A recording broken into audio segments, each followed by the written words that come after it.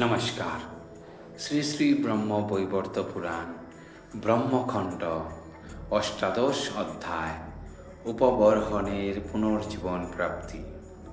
সৌতিমুনি কহিলেন, শুনো তপধন, হরির অপূর্ব লীলা করিব বর্ণন। ব্রহ্মাদি দেবগণ বিষ্ণুর মায়ায় মুগ্ধ হয়ে ধীরে ধীরে বিপ্র সহ যায়। মৃত স্বামী ক্রোড়ে লয়ে মালাবতী যথা, বিপ্রসহ দেবগণ উপনীত তথা। কমণ্ডলু জল ব্রহ্মা করিলা সিঞ্চন, সুমোহন কান্তি তার হইল তখন।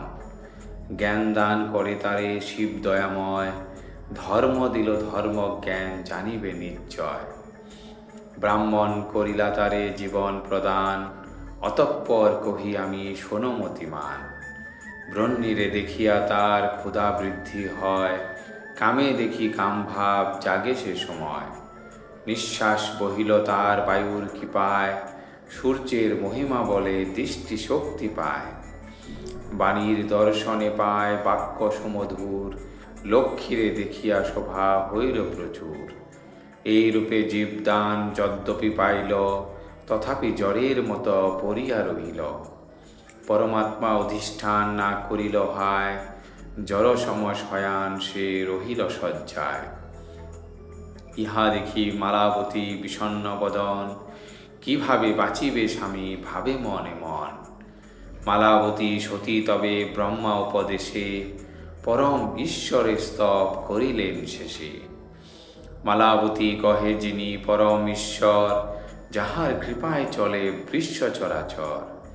নির্লিপ্ত হইয়া যিনি সাক্ষী সবাকার, সর্বস্থানে বিরাজিত যিনি সারাচ্ছার। ব্রহ্মা বিষ্ণু শিবাদি যাহার সৃজন, যার আজ্ঞা মানি চলে সর্বদেবগণ। দেব মনু মুনি আদি যার ধ্যান করে, যাহার মহিমা ঘুষে বিশ্ব চরাচরে। সাকার ও নিরাকার যিনি স্বেচ্ছাময়, যাহার করুণা বলে বর লাভ হয়। সর্বাধার সর্বজীব সর্বকর্মফল, কোটি সূর্য সম যিনি প্রদীপ্ত উজ্জ্বল। নবঘনশ্যাম যিনি অতি মনোহর, পঙ্কজ সদৃশ যার লোচন সুন্দর। পূর্ণ শশধর রূপ অতি সুদর্শন, দ্বিভুজ মুরলীধারী বিশ্ববিমোহন। পীতবাস রাধাকান্ত নবীন কিশোর, শ্রী রাস বিহারী হরি গোপীমঞ্চোর। সঙ্গে যার নিত্য রাধা ব্রজের রাখাল, শিশুরূপে রক্ষা করে কামধেনু পাল। মধুর মুরলী যার গোপীমন হয়ে হরে, বৃন্দাবনে যেই হরি বহু লীলা করে। চতুর্ভুজ বৃত্তি যার বৈকুণ্ঠ ধামেতে, বিরাজেন লক্ষ্মী সদা যাহার বামেতে। জগৎ পালন্তরে বিষ্ণুরূপ ধরে, ব্রহ্মারূপে যেই হরি বিশ্ব সৃষ্টি করে। শিবরূপ ধরে যেই মঙ্গল কারণ, প্রতিলোম কূপে যার এ বিশ্বভুবন। সবার আধার যিনি যিনি পরাৎপর, সনাতন ব্রহ্ম যিনি পরম ঈশ্বর। সাধুর হৃদয়ে যেই করে অবস্থান, নিরীহ নির্লক্ষ যিনি জগতের প্রাণ। নির্গুণ ঈশ্বর তিনি কে বুঝিবে তারে, অবলা হইয়া আমি বন্দি কি প্রকারে। অনন্ত দেবতা যার অন্ত নাহি পায়, ব্রহ্মাদির শক্তি নাই যাহার পূজায়। লক্ষ্মী সরস্বতী আদি বন্দিতে না পারে, সেই পরাত পরে আমি বন্দি কি প্রকারে। এত বলি মালাবতী নীরব তখন, মৌনভাবে অনন্তর করিলা রোদন। মালাবতী সতী শেথা শেখা কাঁদে বারবার, পুনঃ পুনঃ শ্রীহরিরে করে নমস্কার। ভক্ত অধীন কৃষ্ণ তুষ্ট হয়ে স্তবে, গন্ধর্ব কুমারে প্রাণ দান করে তবে। নিরাকার পরমাত্মা কৃষ্ণ ভগবান, উপবর্হণের দেহে করে অধিষ্ঠান। অবিলম্বে শয্যা ছাড়ে গন্ধর্ব কুমার, পূর্বমত বিনাজন্ত ধরিল আবার। সন্মুখে দেখিয়া বিপ্রে আর দেবগণে, প্রণাম করিলা পরে আনন্দিত মনে।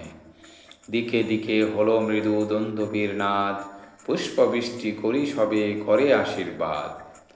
গন্ধর্বাদি নৃত্য করি আনন্দে মাতিল, চারিদিকে জয়ধ্বনি উঠিতে লাগিল।